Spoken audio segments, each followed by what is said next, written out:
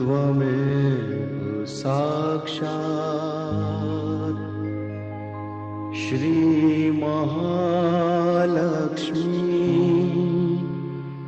महासरस्वती महाकाली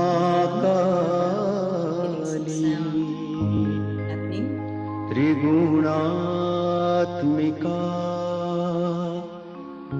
कुंडलिनी साक्षात् श्री आदिशक्ति माताजी श्री निर्मला देव्यै नमो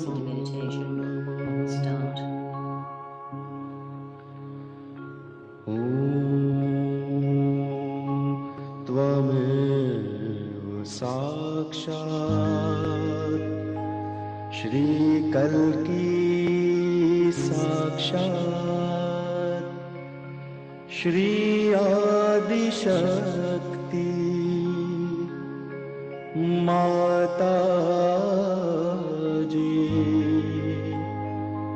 श्री निर्मला देव्यै नमो नमः। ॐ त्वमेव साक्षात् श्री कल्की साक्षात् श्री सहस्रार स्वामिनी मोक्ष प्रदायिनी start, Risha, because one of those technical interesting things that happen, the sound from our wonderful techie person is, we're not hearing it here in Zoom, but we can hear it on YouTube. It's one of the mysteries of life. But let's just start. And I think we were able to hear the sound. you're hearing it? Yeah, I just finished. Oh, it's only me. Okay, I'm the technical hiccup. It's only me who can't hear it. No, we were able to hear it completely. It's just Yeah. so we are good. And I spoke. That's okay. That's okay. It's all good now. We Okay. can start. Well, welcome, Risha, and welcome everyone. This is interesting. I am here with you today from my meditation room because I thought instead of having a slide to show you all the hand movements that we're doing, I'll just lean back a bit and we can show you in person. So we'll see how that goes tonight. The main thing we wanted to just have a brief chat about, Risha, is the Vishuddhi chakra, jumping straight in to one of our chakras. Now, if you're new tonight, bear with us, but for all of you regulars, you remember we did the first chakra last week, which is the Muladhara chakra. Maybe we need the slide to have a look. We'll have a look at that in a minute. Anyway, at the base of the spine, we have our first chakra, the Muladhara chakra. We briefly touched on it last week. Thank you, Chaitanya. Just like that, it just happens. And that Muladhara chakra is below where our Kundalini, our energy of meditation, sits. But the strange thing is we did mention that this chakra, the red dot below the triangle, supports all of our subtle system being all the dots and the three channels. And interesting point for tonight is that if you don't have that chakra in balance, basically, you're not feeling your innocence and wisdom, then your Vishuddhi center, this one we're focusing on tonight, that's the blue one there at the throat, it's not in balance, and that's when we find ourselves not saying things or communicating in the way we'd like, which is a very interesting point, that if you have in fact all of your centers in balance, then they all interrelate. But this one in particular, having that one we talked about briefly last week, in balance, and that those qualities that do manifest at each of the centres, and that centre below the triangle in particular manifests our innocence, which is an interesting quality, innocence. What is it exactly, Risha? So when we talk about the innocence, it also gives us the, it always says that you are like a wise person. If you are the most innocent, then you are the most wise person. It shows, it gives you actually the wisdom as well. And when how it get connected to the Vishuddhi, if we talk about it, so there are three aspects of this throat, the Vishuddhi chakra. So one is the left aspect, another is the center, another is the right aspect. And this three aspects has amazing, beautiful qualities in the Vishuddhi. That left, if it gets blossoms, then there are a lot of guilt that gets accumulated. And in our intelligence, as it connects with the Muladhara, in our intelligence, we know that we are not guilty about it. There are mistakes we have done. We become cautious about those mistakes. And then in our wisdom, we try not to repeat them, and we get our lessons learned from them. So instead of accumulating that guilt and doing nothing about it, we become wise enough to understand where we what has happened wrong, and then get lessons learned and not to repeat that in the future. Similarly, if we talk about the right aspect of the Vishuddhi chakra, so when this aspect get blossoms or get enlightened, when this chakra gets enlightened, then your voice or your becomes automatically sweet, and then you have a balance to understand that how much you have to speak, and that you don't have to be harsh, and automatically it becomes more of a sweet in nature. So that's the aspects that it get awakened when your right side of the Vishuddhi get enlightened or get balanced. And when I talk about the center part of the Vishuddhi, it makes you more into collective, and at the same time it also gives you a witness state. So that is I think is one of, again, very strong quality in today's world. So that the witness, the wisdom of that witness tells you that what to speak, when to speak, and how much to speak. At the same time, when it is required, you have to talk, but when it is not required, you have to talk in a way that is you don't have to talk. So that's a balance that this gives you, along with how you have to be, not go from individual being, how you have to be a collective being. So these are the few, like I can talk at we can talk about it in detail, but this is the one of the major one that when we meditate today we will ask for those aspects that should get awakened within us, and that definitely helps in our day-to-day life. So yeah. Very nice. I'm just, when you say, there's two things I want to just touch on what you just said, Risha, because it's very important. When it gets enlightened. So when it gets enlightened, what does it mean? So when we the Kundalini, the motherly energy, when it pierces through that center, that's the time it gets enlightened. So it's a more of the blessing of the Kundalini that gets pierced over here. So when it transfer and goes connected from your top of your head, when it gets you get your self-realization, you get pierced through into that one, and that's how it gets enlightened. And the other interesting thing is that once you get your realization and you get enlightened, that's kind of just the beginning of it, and you need to keep doing it.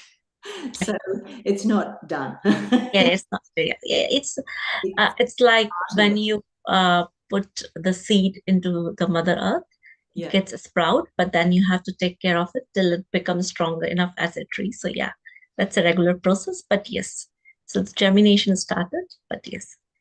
So we will try and help that along a bit by having our meditation together tonight, or twice, we're going to meditate. So you're going to, Risha, take us through that self-realization, that enlightenment process again, which we can never do too much of. The other thing before we get onto that is you mentioned the quality of witnessing. So that quality, that's a really interesting thing, actually. It has a big meaning behind a shortish word. So it's my understanding, Risha, when you reacting to all sorts of things and someone says something harsh and you think, oh, what did they say that for? And then, you can either get angry about it, affect your right Vishuddhi, or you can feel guilty because, oh, what have I done that they said that? That sort of thing. And the quality then of witnessing, which is when you're balanced and in the center, is you go, oh, interesting. What are they saying like that for? Oh, how are they feeling? And you then witness what someone's saying and how they are, or they're quite upset, or they're a little bit out of balance, and so they're speaking like that to me. You're able to really see what it is rather than just reacting to something. And you don't know if somebody's had a really bad day at work and they're just totally, stressed out, and so you were able to positively affect the situation instead of reacting. Yeah, so the best example that, if I could say that, is that when someone comes with a problem to you, you always have some advice, some solution, some thing towards it. But when the same problem occurs to you, you don't have the similar kind of point of view for yourself.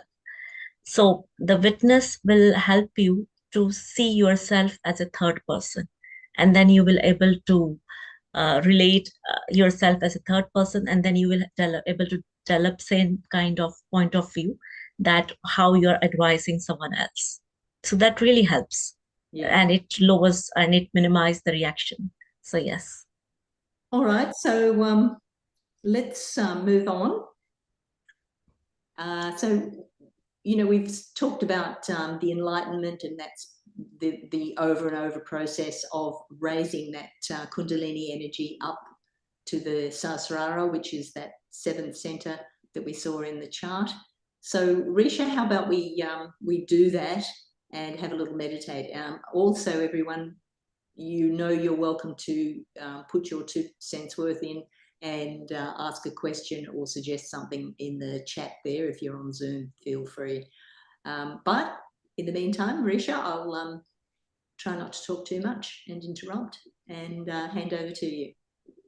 So we will start with the self-realization meditation, Adi, and then we should move, right? Yeah, so the lucky thing is that I'm going to maybe do the movements for you as you show and explain. And we probably don't need the slides in that case. Chaitanya, if you see we're not really getting it done properly, feel free to put a slide on for everyone if it's not getting explained too well. But Risha, also, if you want the chart or anything, you can also. Good. So shall we start with the meditation, or Bandhan? That was my question. Oh, okay. Yeah, that's what I wanted to ask you. Let's just go with the meditation. Self-realization process. Self-realization meditation, and then we'll show various other techniques that we can do. Okay. So I will explain a bit of the steps for the newcomers. So the right hand, so both the hands should be open on your lap, like that. It should be open. So, and both the hands on the lap. The right hand, we are going to do all the steps through our right hand.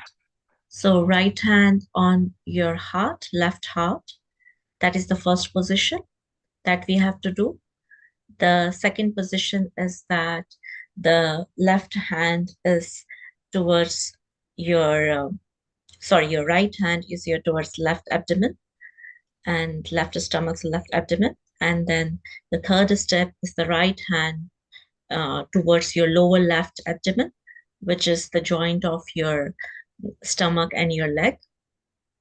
The fourth is again coming back to the left abdomen.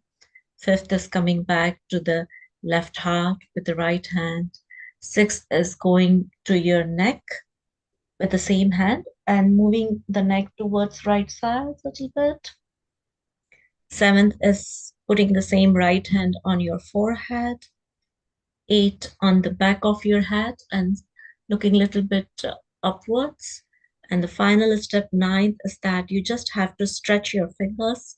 The center of the palm should be touching the top of your head, the fontanel bone area. And then you have to rotate your scalp in the clockwise direction. You might already start feeling a bit of a warm over there. And so this, once the energy gets pierced through it, it will start appearing a bit of a cool energy over there. And then you can take a little bit this hand up 2 or 3 inches above, moving to and fro, up and down, and checking later on. And then the same check, we can do it with our left hand as well afterwards. So pretty simple steps. In between, if you are not able to follow it, that's okay. You can still, but we'll try to prefer to do these steps while closing the eyes. I'm going to say a few affirmations. Try to repeat them in your heart. The process of self-realization is very simple, and it has a very strong sentiment attached to it, that if it is done via heart rather than a process, if it is done, the affirmations are taken from the heart, then the mother energy knows about it, that you really want to have your self-realization, and it works really beautiful.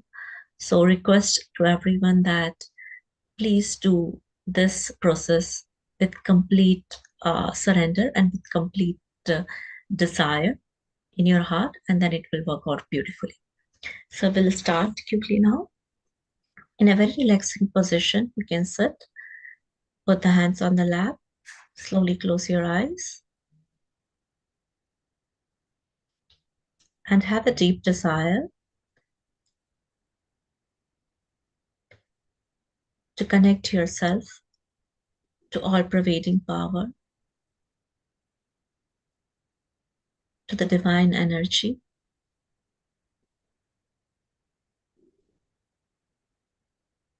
to be one with the ultimate.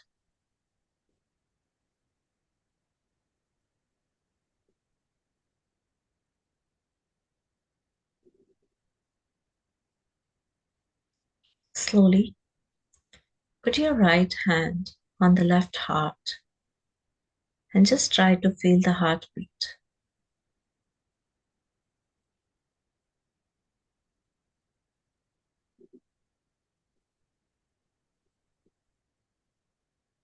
And just ask within yourself,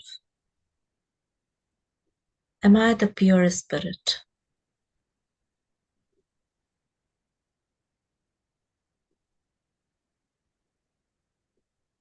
Am I the pure spirit?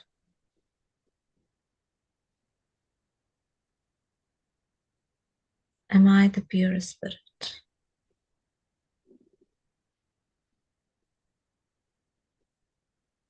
Slowly take this hand to the left abdomen.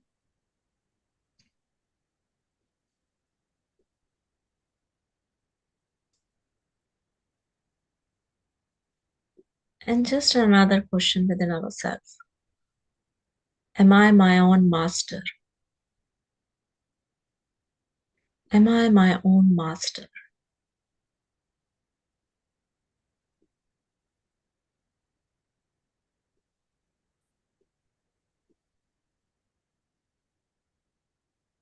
Am I my own master?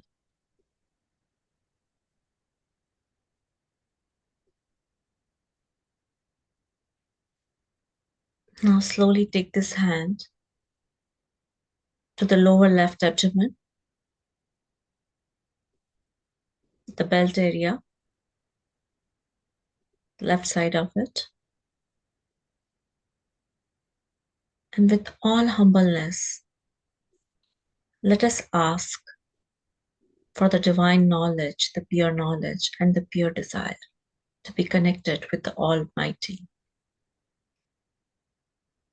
Mother, please give me the pure desire to know you, to connect with you. Mother, please give me the pure knowledge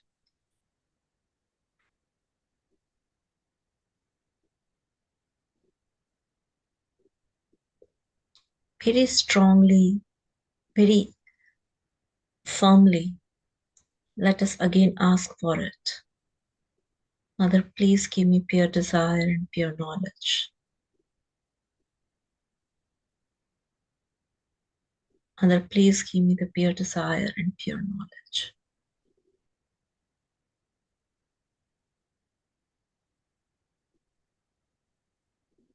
Mother, please give me the pure desire and pure knowledge.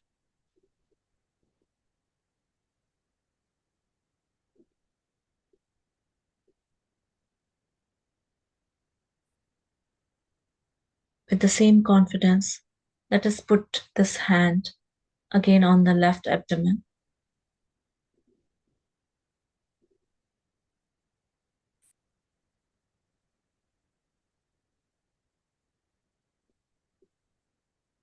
As you have blessed Mother with me, with the pure knowledge, I am now my own master. By your grace, Mother, I am my own master.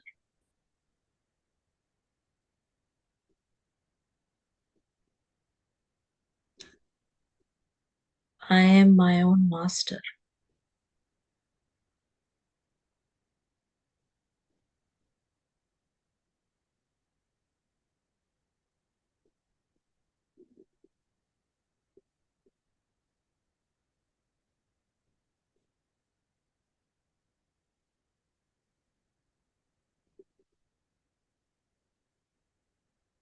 Slowly this hand to the left heart.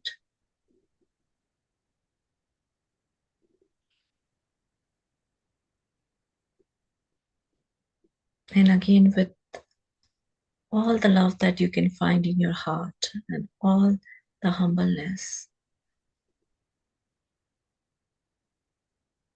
Let us pray, Mother, by your grace, I am a pure spirit. I am not this mind, nor this body, nor any thought, just a pure spirit.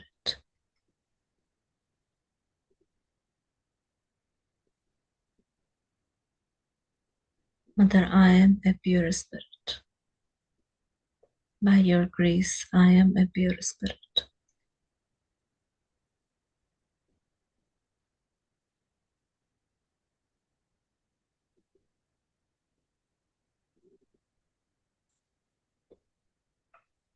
Let us take this hand to the left side of the neck and let us put our neck a little bit on the right side.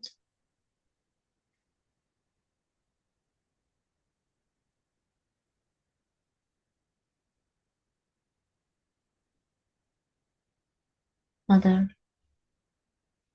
as I am the pure spirit, I am not guilty. I am not guilty. Whatever happened, happened. From this moment, I am not guilty. By your grace, I am not guilty.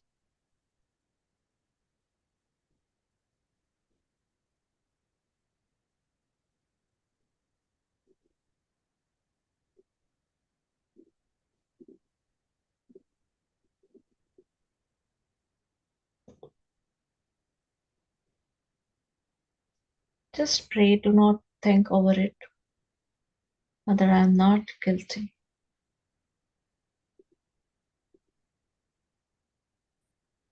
Again, let's put the same hand, the right hand, on the forehead. We can bow down a little bit and we can press both the temples. And without thinking about any person or anything specific, just in general, let us pray, let us affirm, Mother, I forgive everyone. As I am a pure spirit, I forgive everyone.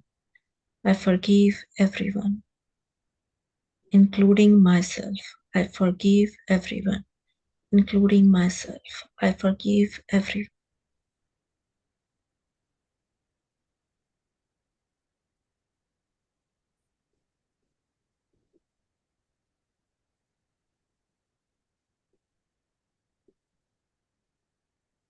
At this moment, I forgive everyone.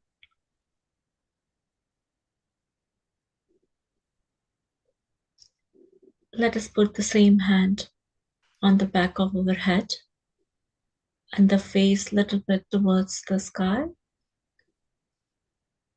resting the head on the hand. And with all humbleness, let us pray, Mother, knowingly, unknowingly, if I have committed any mistake, please forgive me. Please forgive.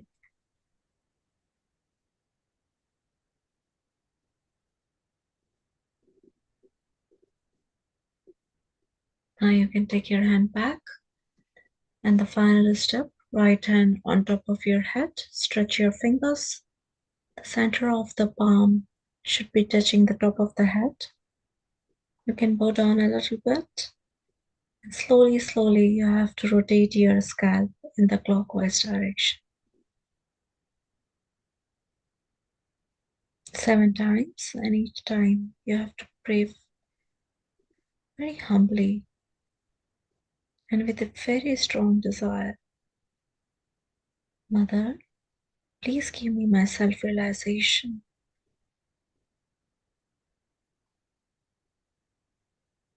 Please connect me with all-pervading power. Mother Kundalini,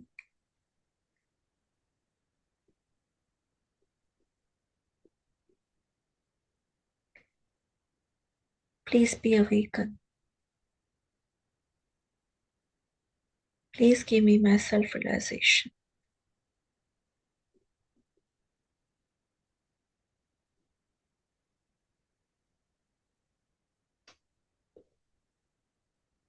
Please strengthen my self-realization.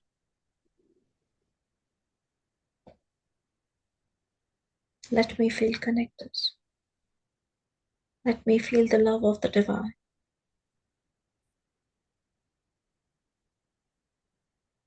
Let me feel the grace, the purity, the oneness with the divine. Mother, please give me my self-realization.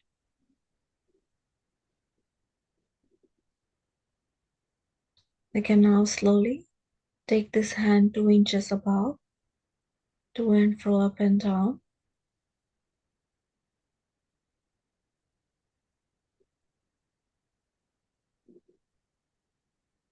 And try to feel that subtle flow that is coming from the head. The hand back on the lap, and we can check from the left hand as well. Left hand 2 inches above.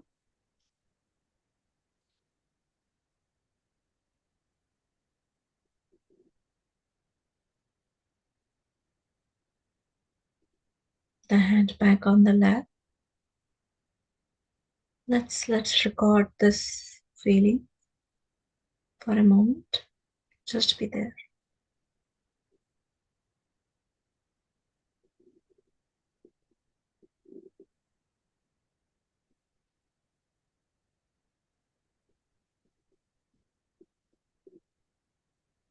Now slowly, slowly we can open our eyes.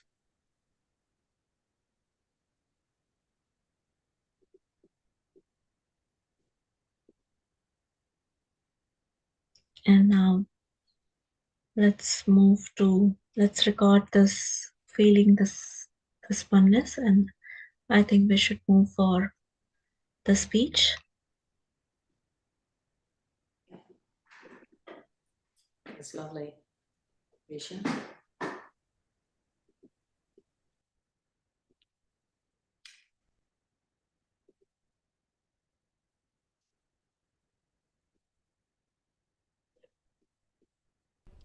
Now we come to another center, that is as the Nabi center, what we call as a Manipur. This is a very important center because it is surrounded by another center which actually comes out of the same center and makes this round what we call as the void. It's not the same void as the Zen. Void. So the Nabi chakra is the one that gives you the balance. Like if you eat too much, you will get diarrhea. If you eat too little, you will not feel very strong. So this Nabhi chakra is very important to give us a balance in everything. This is the one that relates to our valency. Like carbon is tetravalent, we have got 10 valencies. And these 10 valencies are in this area which we call as the void. And if you put an imbalance to these valencies by any chance, then you get into trouble. Now these 10 valencies within us are built in by great primordial masters who came on this earth 10 times. Say from Adinath we can start up to Muhammad Sahib, up to Sai Shirdinath. Socrates, Lao Tse, Moses, Abraham, all these are these incarnations of the primordial master. They came to give us this sustenance. The sustenance is the dharma, is the religion, an innate thing within you. And when you fall out of it, you have disorders of your stomach, you have disorders of your other visceras which are in the stomach. It can affect everywhere. Like supposing you think too much of the future. Then you go to the right side. You become futuristic. You are on the right side. Now when you are on the right side, your left side is neglected. If you are very austere also, the left side is neglected. Then your emotions become weak. And this Swadhisthana chakra which is here, which has to convert your fat cells for your brain, starts working very hard for that, and all other visceras are neglected. So you become a liver patient, you develop diabetes, you develop kidney trouble, you develop high blood pressure. You become very aggressive and people think you are very successful. And your heart dries out and you suddenly die just like that with a heart attack. So this kind of a movement to the right. In the same way on the left hand side if you move, there are other problems which crop up. The gurus can give you left side problems very much. They can embed in you the seed of cancer, and they can give you also the problems of lunacy and epilepsy. Like they tell you a mantra, you go on like mad saying mantra, mantra, mantra, mantra. And you are not connected with the mains.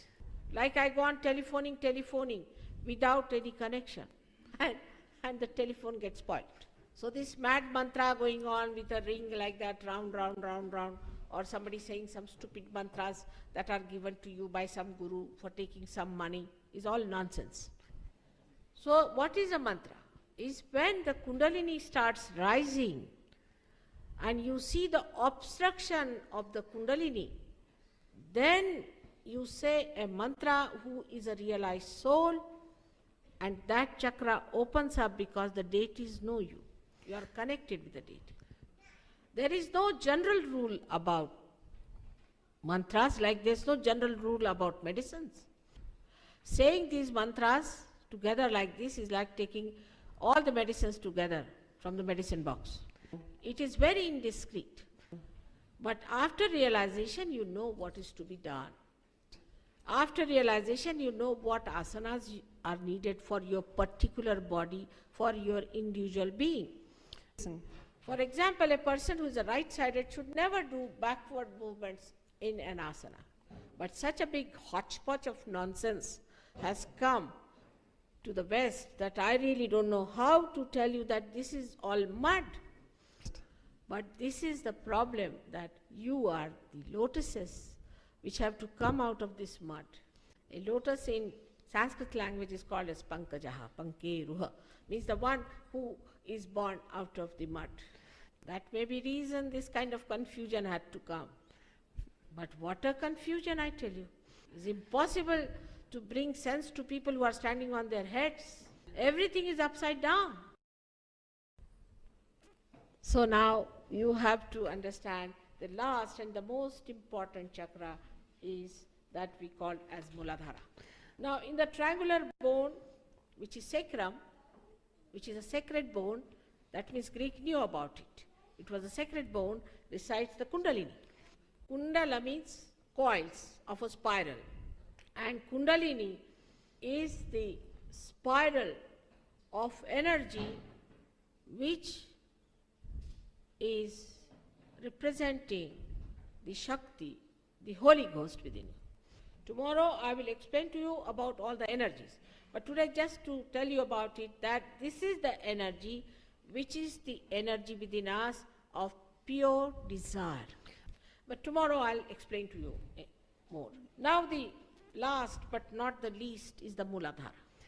Muladhara chakra is representing our innocence. And deity sitting on this is called as Shri Ganesha, who represents a eternal childhood, because it has a head of an elephant. Elephant is the wisest animal, and also it's an animal's head, so it never develops ego.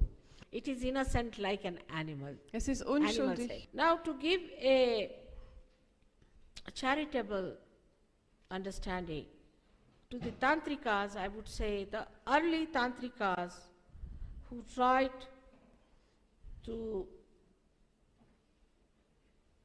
see Kundalini in the sex must have seen the trunk of Sri Ganesha. And that is why they must have said that by exciting sex you can ascend.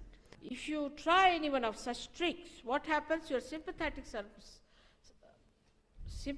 system gets excited. Aufgeregt wird. That is the two nadis on the sides, Ida and Pingala. And the central nadi, which is for your ascent, is the Sushumna, gets into constriction completely like this. Geengt. When it gets completely constricted, it can develop all kinds of troubles to a person. So it is rather difficult to give realization to a person who has gone through this kind of Freudian theory. But one can try. So far, only 3 persons in the whole world of this kind have achieved good results. You should not be angry with me because I am helpless. I try. I can try. But if you have disturbed your Sri Ganesha to that extent, then it is rather difficult. On the right hand side, if you are too dry a person and all the time futuristic, you develop problems of prostrate, and also you develop problems of constipation and all those things, of gases, this, that. And on the left hand side, you develop the problems of AIDS and things that have to deal with your private parts. When we say it is private parts, it has to be private. It cannot be public. We must respect our privacy. We have to have self-respect about it. If you are people of character, we should not just accept somebody because that person is trying to say something or please us. We should have our individuality. Instead of that, we are thrown into fashions, thrown into all kind of a mass hypnosis. Es ist sehr gefährlich. Like now in England, they have started a funny thing called punks.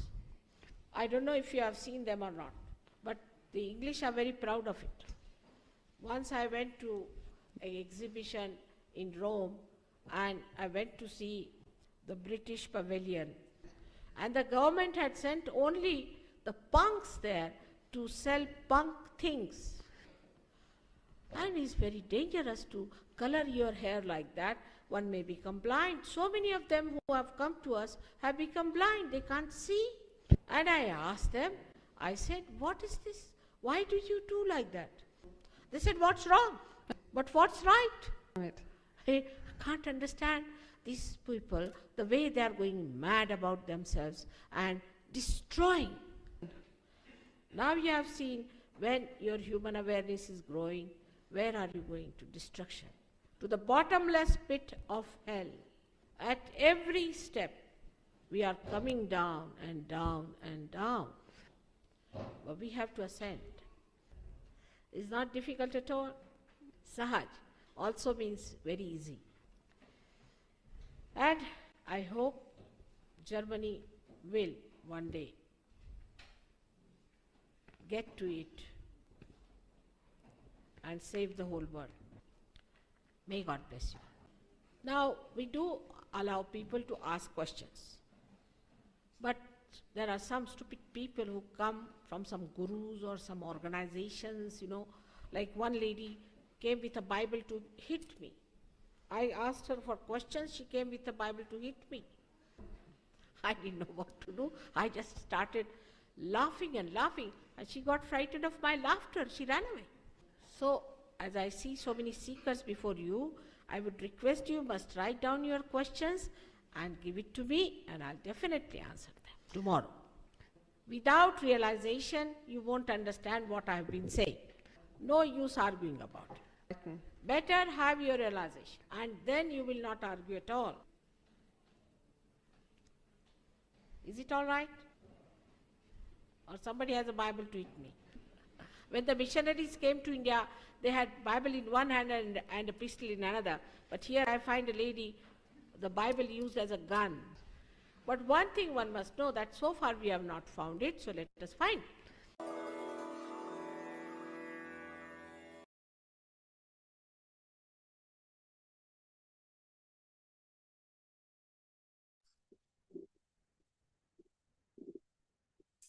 So let's just absorb that for a moment, and we'll go into the second part of our meditation and just try to go a little deeper. So let's just keeping our feet flat on the earth, so we're in touch with Mother Earth. Our hands are open in our lap. We can just close our eyes. Attention on our breath.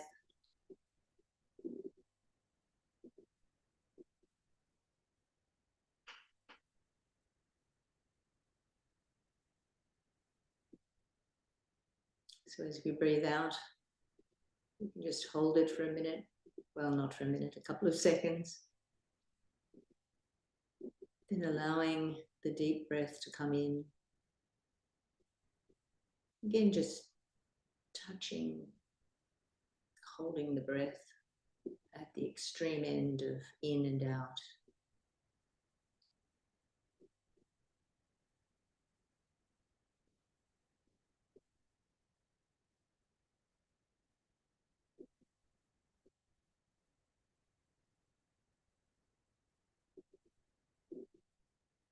We just take our right hand on our heart as we did a little while ago with Risha.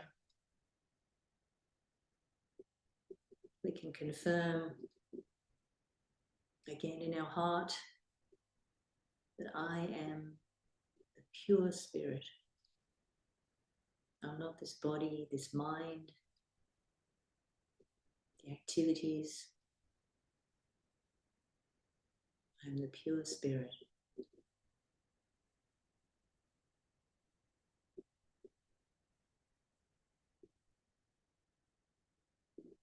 Just take the hand up to the center of our neck center, our neck chakra, the Vishuddhi it's called. We're just going to ask our mothering energy, our mother Kundalini, Mother, please awaken the quality to witness the drama of life.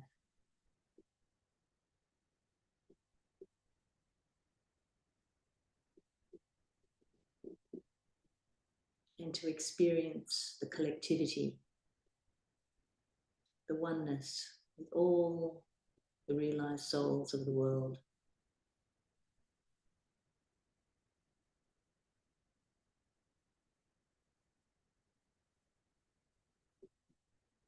Still breathing.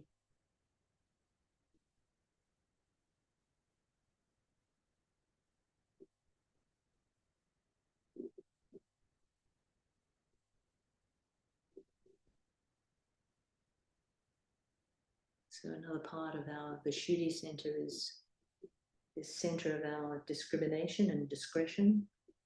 So it's just above the nose. It's called the Hamsa center. We can just give that a little rub.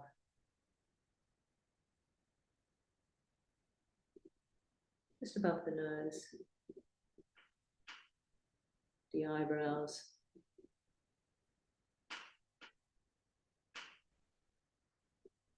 Back into the center. Still breathing. And we're just asking Mother Kundalini, please strengthen my quality of discrimination.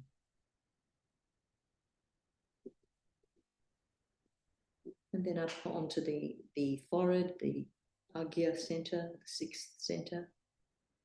We can just rest our forehead in the palm of our right hand.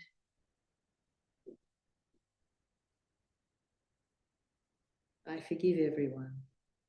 And very importantly, I forgive myself. I forgive.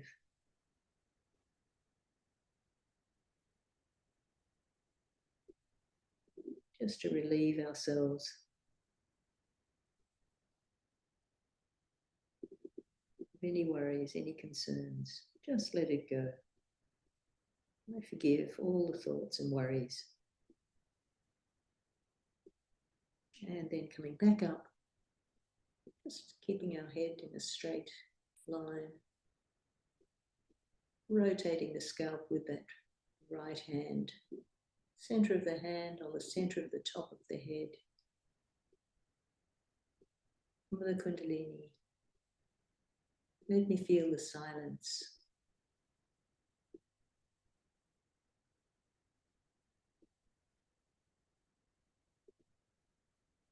Let me feel the collectivity, all the realized souls of the world. Just raising that hand up a little bit. And again, just seeing that cool breeze that starts to flow the more we practice this. Keeping your attention there. Wherever you're feeling it is all good. Bringing both hands now again open on your lap.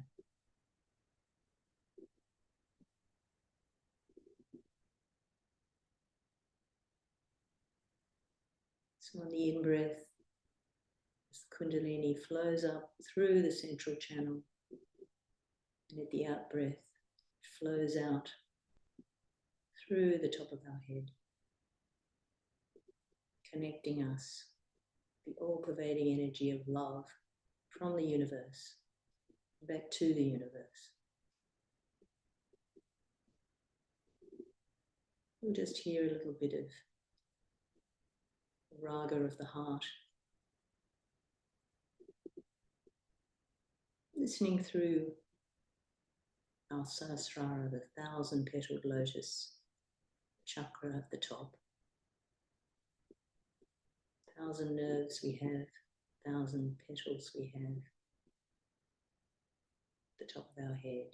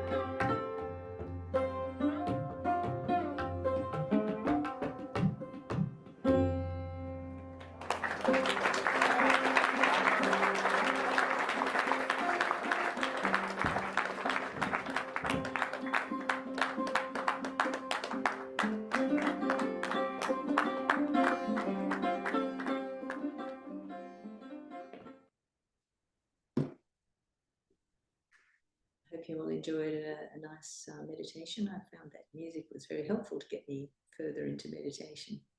But what we'll do is do the short form for raising our kundalini and putting ourselves into bandha. And then we'll have a few things to chat about as we finish up, but not just yet. Let's raise our kundalini. I'll just sit back a bit so you can see my newfound vision. So we've got our left hand before us. Our right hand is going to do the action. So you can always remember that. It's the right hand of action, winding around that left hand. We've got our attention on it, taking our kundalini energy, pure desire, up to the Sahasrara, the seventh center, tying a knot. And we'll do that 3 times. This is the second time for the second channel. Second nadi, 2 knots. And third time, just watching that left hand as that kundalini rises up. Tying 3 knots because we really want to keep our attention up there. So now we've got lots of vibrations flowing in our hands, and we're going to protect ourselves with a bandhan, we call it. So the right hand is starting from the left, going over the top of our head and back again. That's 1. And for each of our energy centers, we've got 7. So we'll go 7 times over and back.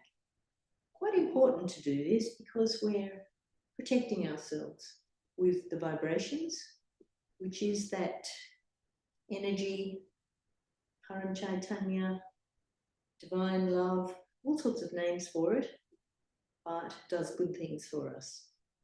I have completely lost count, but it's approximately 7. I'll just follow Risha. She's probably done 7. Is it 7, Risha? Yeah, she stopped, so we all will.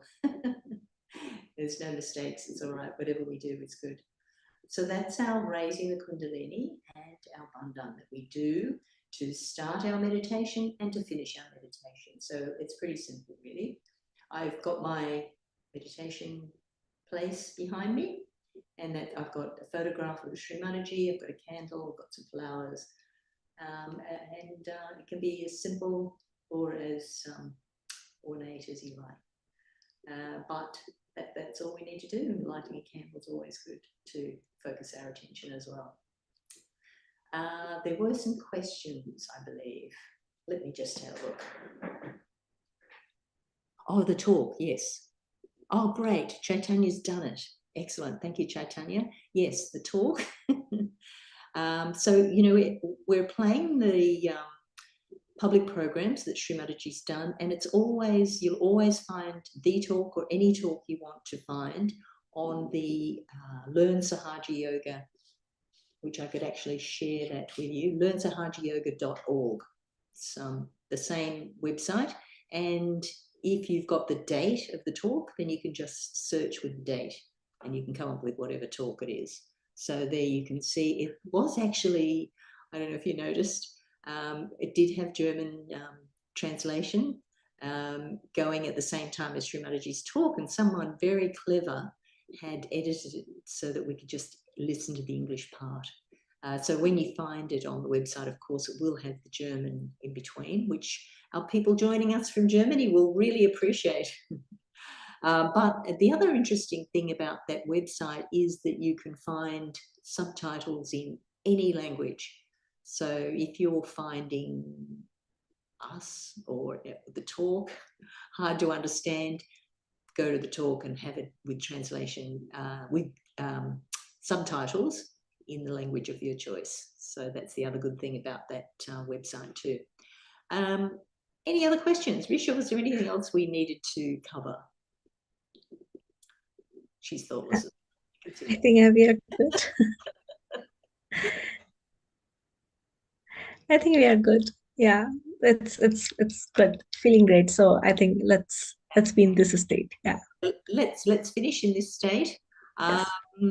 I have got a nice concert by Bagus, who's a lovely realized soul from Japan. Oh, well, he's living in Japan, but he's actually from Indonesia and living in Japan. I think he teaches something at the university in Japan. But anyway, wonderful, wonderful pianist. And so I'll just share that with you if you would like to carry on meditating, and that my chitter-chatter hasn't just totally destroyed your meditative state. But looking forward to seeing you all next week, and do have a lovely week. And we will, of course, be still posting our lovely meditations that our yogi sister in my land, in Queensland, Joanne prepares, and I just post them on to you all. So really appreciate the work Joanne does for us all, making those lovely meditations. So thank you, Sarah, for your lovely comment. She said thank you. And Carol, thank you as well. And we'll look forward to seeing you next week. And here comes the music without further jibber jabber. Good night, all.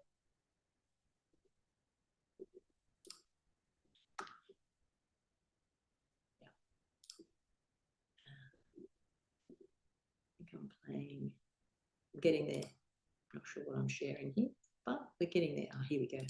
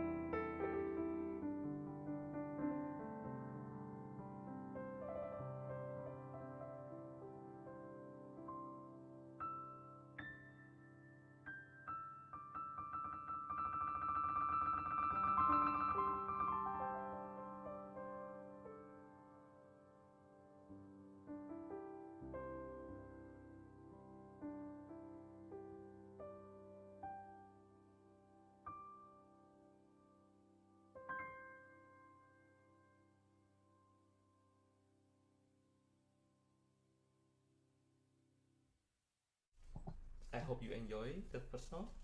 So we go to the second song. It's called Sarva Mangala. So this song is about the glory of the motherly energy, which is the basis of all living things, whether in the nature or in the universe.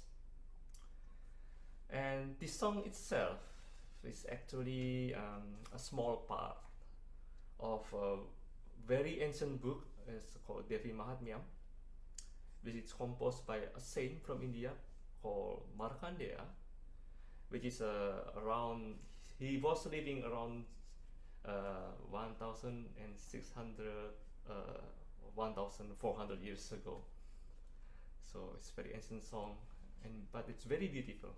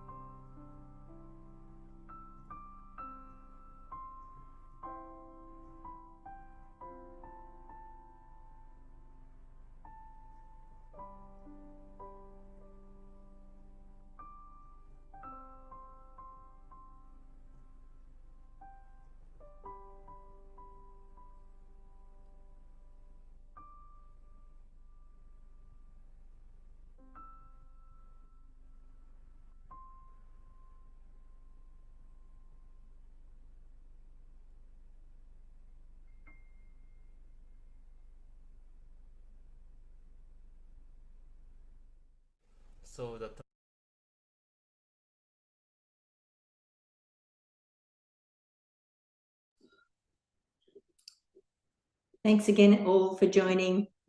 Jay, sorry you came at the end.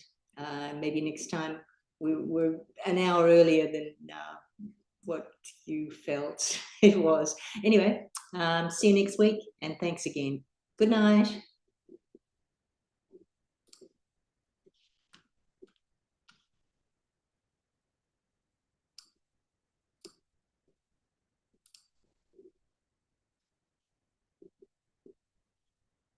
Bye for now.